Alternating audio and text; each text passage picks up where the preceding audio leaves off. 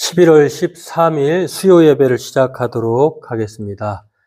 먼저 찬송가 365장 함께 찬송 드리겠습니다.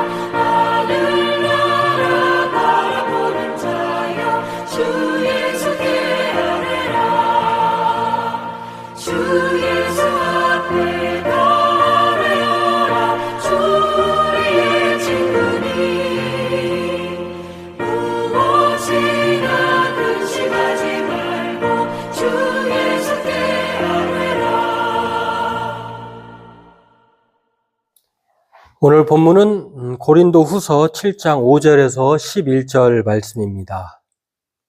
우리 함께 본문 함께 읽도록 하겠습니다. 우리가 마게도냐에 이르렀을 때에도 우리 육체가 편하지 못하였고 사방으로 환난을 당하여 밖으로는 다툼이요 안으로는 두려움이었노라. 그러나 낙심한 자들을 위로하시는 하나님이 디도가 오므로 우리를 위로하셨으니 그가 온 것뿐 아니요 오직 그가 너희에게서 받은 그 위로로 위로하고 너희의 사모함과 애통함과 나를 위하여 열심 있는 것을 우리에게 보고함으로 나를 더욱 기쁘게 하였느니라. 그러므로 내가 편지로 너희를 근심하게 한 것을 후회하였으나 지금은 후회하지 아니함은 그 편지가 너희로 잠시만 근심하게 한 줄을 알미라. 내가 지금 기뻐함은 너희로 근심하게 한 까닭이 아니요 도리어 너희가 근심함으로 회개함에 이른 까닭이라. 너희가 하나님의 뜻대로 근심하게 된 것은 우리에게서 아무 해도 받지 않게 하려 함이라. 하나님의 뜻대로 하는 근심은 후회할 것이 없는 구원에 이르게 하는 회개를 이루는 것이요 세상 근심은 사망을 이루는 것이니라. 보라, 하나님의 뜻대로 하게 된 이 근심은 너희로 얼마나 간절하게 하며 얼마나 변증하게 하며 얼마나 분하게 하며 얼마나 두렵게 하며 얼마나 사모하게 하며 얼마나 열심 있게 하며 얼마나 벌하게 하였는가. 너희가 그 일에 대하여 일체 너희 자신의 깨끗함을 나타내었느니라. 네, 오늘 제목은 근심과 기쁨이라고 하는 제목입니다. 오늘 본문을 통해서 바울의 근심과 바울의 기쁨을 동시에 볼 수 있는데요. 이 두 가지를 살펴보고 함께 은혜 나누기를 원합니다. 그렇습니다. 오늘 본문은 바울의 근심과 기쁨을 볼 수 있는 내용인데요. 고린도 교회의 일부 대적자들이 바울을 음해하고 또 바울을 신뢰가 떨어지는 사람으로 그렇게 선동했을 때에 대다수의 교인들이 동조하고 바울에 대해서 근심하게 했는데요. 그 근심을 바울은 눈물로 쓴 편지를 통해서 디도편에 보내었는데 그 결과가 상당히 괜찮았던 것입니다. 그래서 바울은 눈물로 쓴 편지, 근심 때문에 그렇게 편지를 썼는데 6절에서 이렇게 볼 수 있는 것처럼 바울의 근심이 기후였다라고 하는 것, 그리고 바울을 정말 사람들이 좋게 생각하고 돌이켜서 이제 바울을 기쁘게 했다라고 하는 것이 오늘 본문의 내용입니다. 그래서 오늘 이 바울의 근심과 기쁨을 살펴보고 함께 은혜 나누기를 원합니다. 먼저 이 바울의 근심을 보면은요, 바울이 왜 근심했는가를 보면 이 바울의 대적자들, 바울을 반대하는 사람들, 거짓 교사라고도 할 수 있고 선지자라고도 할 수 있는데 시기했던 사람이라고도 볼 수가 있겠죠. 여하튼 이 바울의 대적자들이 만들어낸 근심으로 바울이 거기에 해당되지 않는데 여러 가지 이유를 들어서 바울을 신뢰가 떨어지는 사람으로 그렇게 소개를 한 것입니다. 그로 인해서 교회가 흔들렸고 또 분쟁하게 되었고 바울에 대해서 적대시하게 되었는데요. 그것에 대해서 바울이 그 소식을 듣고 매우 근심했다라고 하는 것입니다. 바울의 이 근심은요, 한편으로는 자신을 음해하고 개인의 명예와 개인의 자존심에 흠집을 내는 것 때문에 근심한 것이 아니라 정말 교회가 하나님의 뜻대로 세워진 교회가 십자가의 도가 헛되게 될까봐 하는 그 근심이다라고 하는 것입니다. 바울은 이 고린도 교회를 1년 6개월 동안 머물면서 정말 온갖 고생을 다 하면서 생업을 하면서 밤낮으로 주의 복음을 전해서 고린도 이방 도시였던 대표적인 로마의 이방 도시의 상징인 이 고린도 지역을 하나님의 교회로 하나님의 뜻대로 세워서 하나님의 은혜 가운데에 정말 결실을 맺게 된 것이 이 고린도 교회입니다. 사도행전 18장에도 나와 있고요. 그리고 고린도전서에서도 3장 6절에도 보면은 바울은 심었고 또 아볼로는 물을 주었고 이렇게 표현하는 것을 보면 바울이 정말 이 고린도 교회와 뗄 수 없는 관계임에도 불구하고 그럼에도 불구하고 자신을 반대하고 또 적대시한 사람들 때문에 이 바울이 외면당했다라고 하는 것입니다. 이것에 대해서 거짓 교사들은요, 아니 바울이 온다고 하고 이 약속을 어기고 뭐 이제 그렇게 거짓말쟁이가 아닌가라고 이렇게 선동하고 또 바울은 다른 사도들과 좀 다르다라고 하면서 사도성을 부정하고 그리고 예루살렘의 기근이 임했는데요. 또 경제적으로 어려운 상황이 있는데 그 기부금을 모아가지고 또 그것에 따른 금전적인 유익을 취하는 갈취자가 아니냐라고 하는 말도 안 되는 그러한 루머들 그리고 그 음해들을 통해서 바울을 근심하게 했었다라고 하는 것입니다. 이 비방과 오해가 이 고린도 교회 성도들로 하여금 바울에게 근심으로 다가오게 했다라고 하는 것입니다. 그래서 바울은 근심하게 되었는데요. 이런 적대자들의 거짓 선동으로 바울은 근심하게 되었습니다. 생각해 보십시오. 바울과 고린도 교회는 정말 뗄래야 뗄 수 없는 관계. 바울이 없었다고 하면은 고린도 교회가 존재하지 않고 고린도 교회 성도들도 또한 탄생되지 않았을 것입니다. 그럼에도 불구하고 자신을 부정하는 것은 고린도 교회와 성도들 자신들도 부정하는 것인데 터무니없는 거짓 선동에 흔들리고 또 자신을 적대시하는 것을 보면서 바울은 정말 근심하지 않을 수 없었던 것입니다. 그래서 디도편에 눈물의 편지를 쓰는 것인데요. 구구절절 정말 진심을 담아서 눈물로 쓴 편지를 디도로 하여금 고린도 교회에 붙입니다. 이런 상황에서 뜻밖에도 염려와 걱정과 근심이 기우였다고 하는 것을 바울은 이 성도들의 디도를 향한 환대를 통해서 완전히 바꾸어지게 됩니다. 디도에게 편지를 보냈다고 하는 것은요, 그만큼 바울을 대신한 사람인데 그 근심이 정말 생각보다 크지 않았던 것은 고린도 교회가 디도를 어떻게 받아주었는가를 보면 알 수가 있습니다.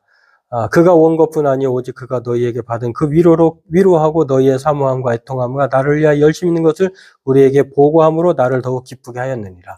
돌아와서 디도가 바울에게 보고한 내용을 보면 성도들이 의외로 낙심한 가운데서도 위로를 주시는 하나님의 위로를 이 성도들이 디도를 환대한 것을 통해서 또한 바울은 이 디도의 환대가 곧 자신에 대한 환대, 관계 회복이라고 생각을 해서 바울은 기뻐했다라고 하는 것입니다. 이렇게 바울의 근심은 대적자들이 만들어낸 그로 인한 근심이었는데 그것은 바로 자신의 개인적인 명예와 또 억울한 자존심에 대한 상처가 아니라 십자가의 도가 헛되게 될까봐 그렇게 생각해내서 근심을 하게 된 것입니다.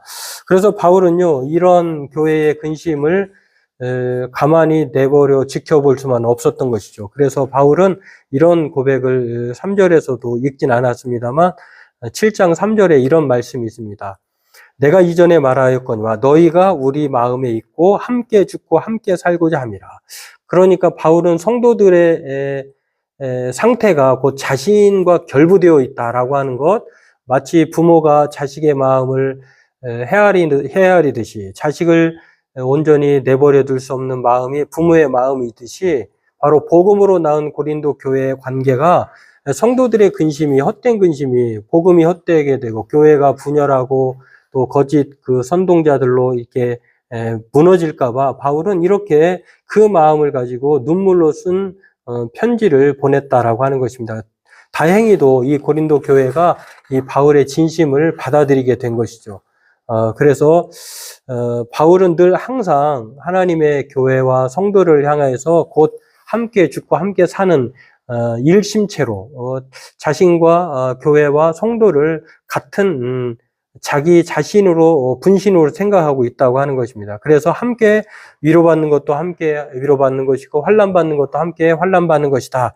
이렇게 말씀을 하고 있습니다. 이렇게 바울은요, 교회를 늘 생각하고 또 자신의 복음의 사역이 헛되게 될까봐 그로 인해서 함께 죽고 함께 살아야 할 교회 공동체가 무너질까봐 그렇게 눈물로 편지를 썼던 것입니다. 다행히도 이 눈물로 쓴 편지가 진심이 받아들여져서 이제 고린도 교회가 거짓 대적자들의 말을 듣지 않고 이제 바울의 말을 진심을 받아들이게 된 것입니다. 그래서 이 바울의 근심은요, 사실 예수님의 근심이고 예수님의 마음이기도 합니다. 예수님께서 우리를 향한 그 마음, 영접하는 자, 곧 그 이름을 믿는 자들에게 하나님의 자녀가 되는 권세를 주셨지만 그럼에도 불구하고 자기 땅에 오신 예수님을 사람들은 거부했죠. 거부했으니 예수님이 그것으로 그냥 끝내버렸으면은 우리에게는 하나님의 자녀가 되는 권세를 못 받게 되었을 것입니다. 그럼에도 불구하고 예수님은 끊임없이 어떻게든지 십자가의 죽음을 통해서 우리에게 구원을 주시고자 거부한 이 땅에 오셔서 자신이 하나님의 보내신 그 사역을 끝까지 충실히 해내음으로 인하여서 믿는 자에게 구원을 가져다 주었다라고 하는 것입니다. 그래서 성경은 예수님께서 얼마나 사람들을 구원하고 생명을 주시기 위해 수고하고 애썼는지를 마태복음 23장에서도 이렇게 볼 수가 있는데요. 예수님은 끊임없이 유대인들을 향하여서 하나님께서 선지자들을 보내고 또 모으기 위해서 마치 암탉이 새끼를 날개 아래 모음같이 자녀를 모으려고 수도 없이 그렇게 노력했지만 원하지 않았다라고 하는 것입니다. 그럼에도 불구하고 예수님은 모든 사람을 위해서 십자가에서 대속의 죽음을 담당하심으로 하나님께서 우리를 향한 사랑을 증거로 보내주셨다라고 하는 것입니다. 그래서 이 바울의 근심은요, 곧 예수님의 근심이고요. 하나님의 뜻대로 하게 된 근심이다라고 하는 것입니다. 그리고 그것은 곧 교회와 성도를 향한 근심이었다라고 하는 것입니다. 그리고 그 하나님의 뜻대로 하는 근심은요, 후회할 것이 없는 구원에 이르게 하는 예수님처럼 또 바울의 그 근심이 바로 예수님의 마음이고 또 예수님과 같은 그 근심인 것을 보면서 결국에는 회개를 이루게 했고 또 세상 근심과 다른 것이었다라고 하는 것입니다. 그렇습니다. 오늘 저와 여러분들도요,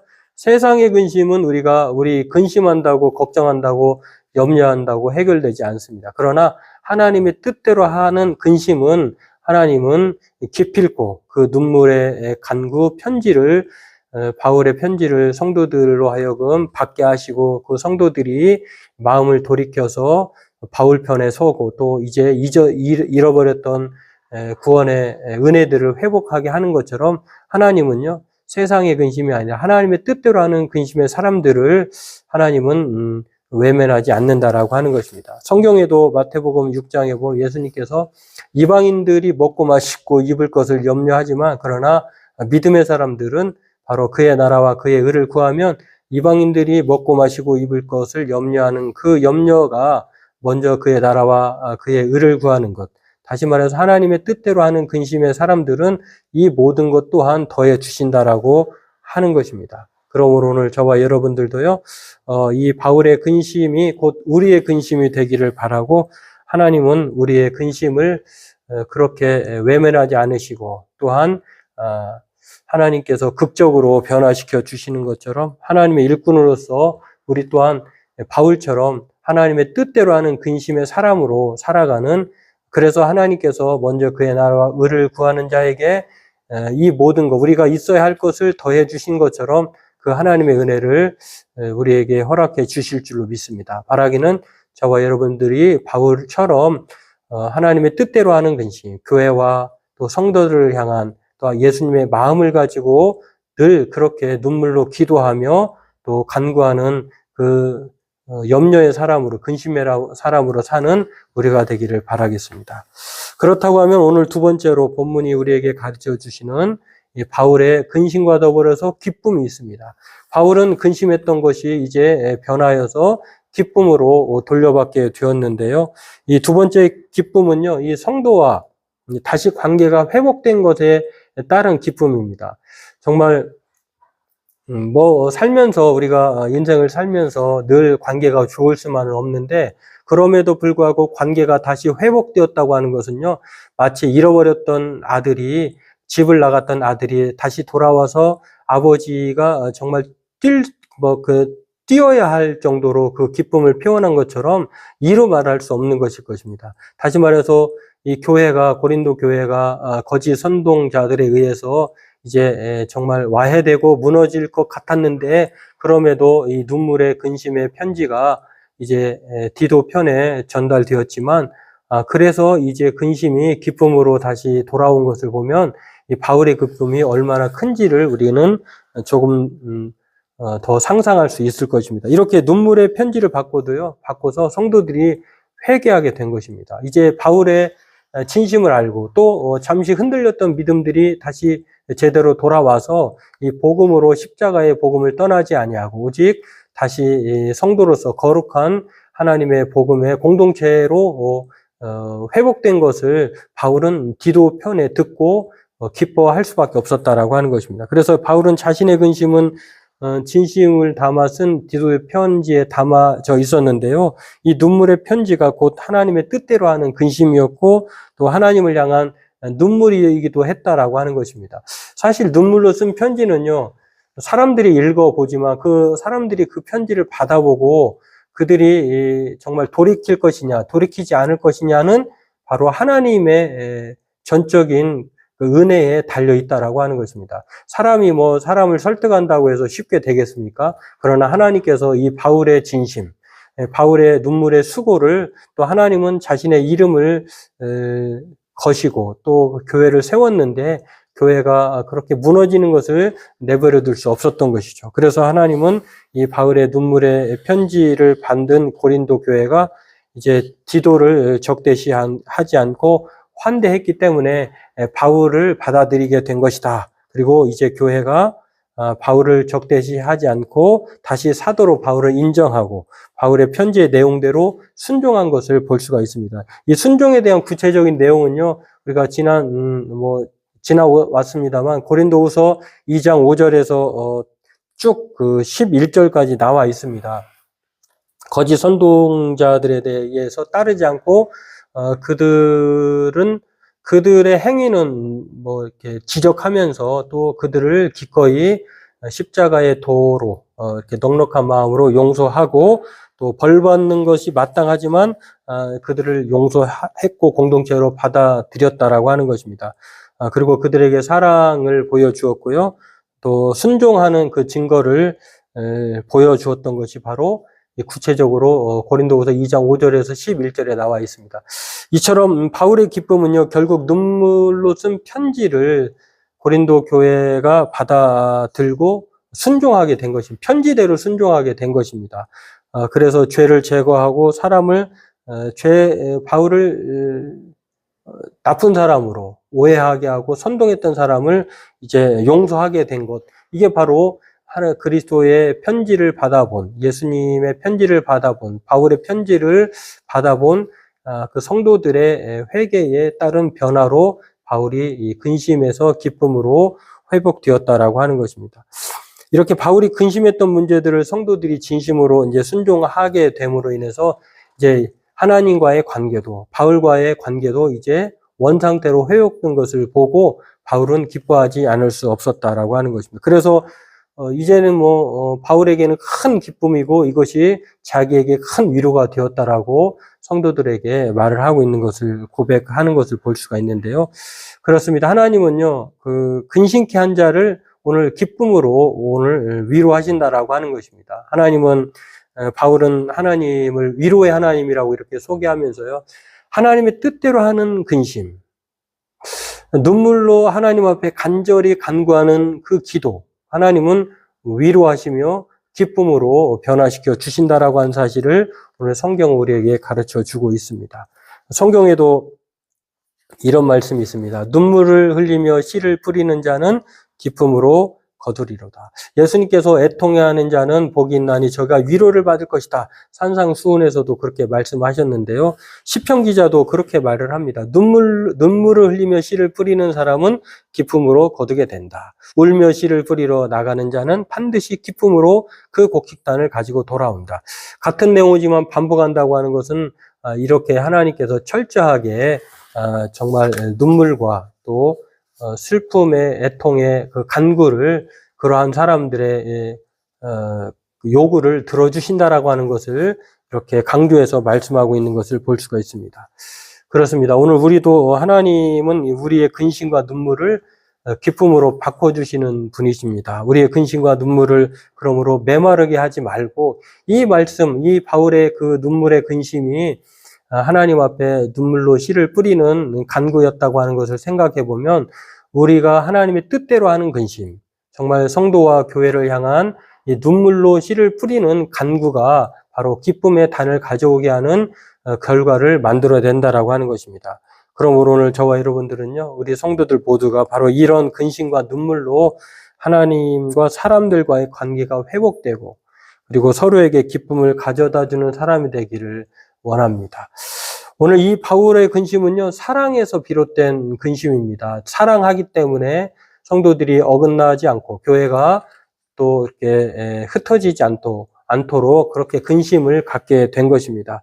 마치 예수님을 통해서 세상이 화목하고 또 죽음 가운데서 생명을 얻은 것처럼 우리가 근심하지 않으면 정말 교회와 성도가 온전하게 되지 않는다라고 하는 것. 근심한다고 하는 것은 관심이 있다는 것이고 또 사랑한다고 하는 것입니다.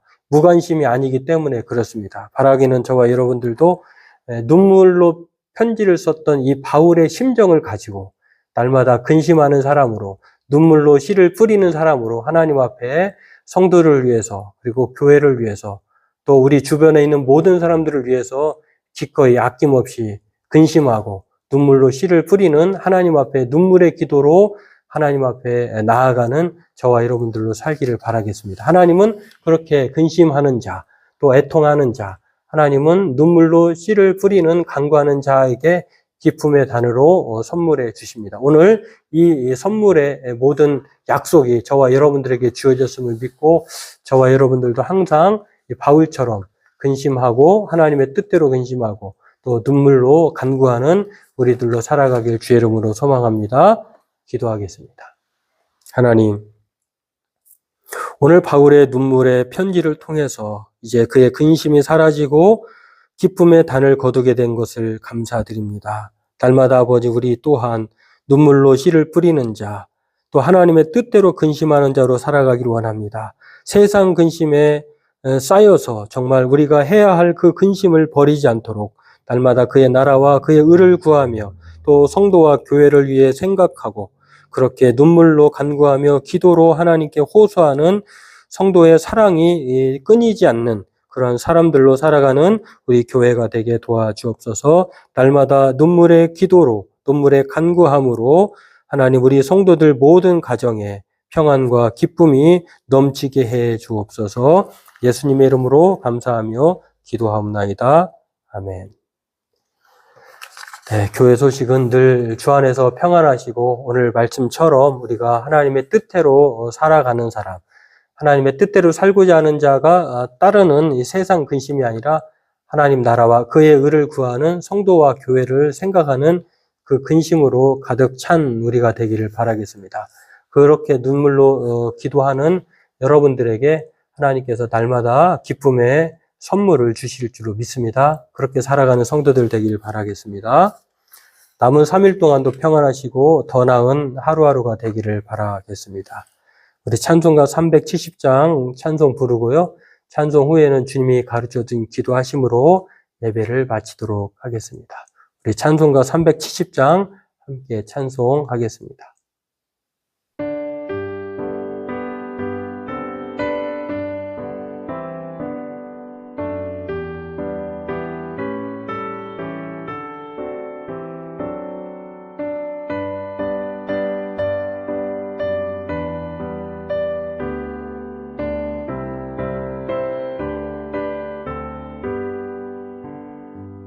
주 안에 있는 나의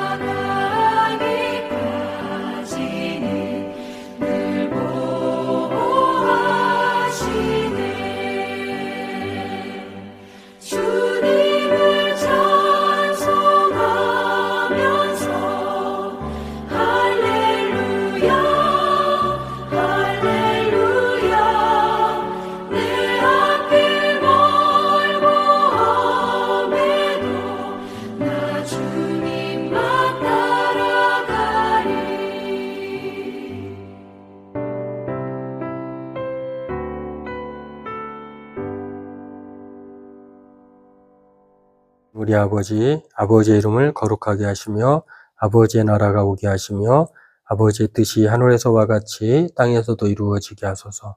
오늘 우리에게 일용할 양식을 주시고 우리가 우리에게 잘못한 사람을 용서하여 준 것 같이 우리 죄를 용서하여 주시고 우리를 시험에 빠지지 않게 하시고 악에서 구하소서. 나라와 권능과 영광이 영원히 아버지의 것입니다. 아멘.